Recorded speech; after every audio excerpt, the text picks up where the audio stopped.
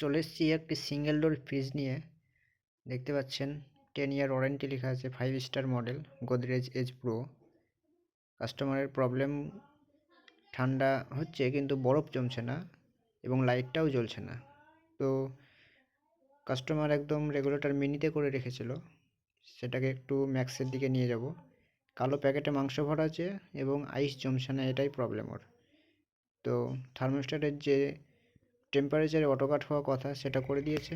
কম্প্রেসারটা দেখি, ঠিকঠাক আওয়াজ আসছে।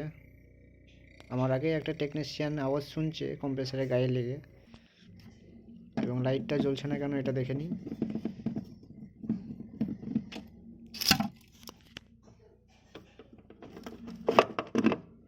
ও, লাইটটা লুজ কানেকশন ছিল, সেই কারণে জ্বলছিল না।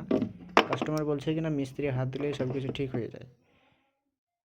তো ঠিক হয়ে গেছে সব কিছুই।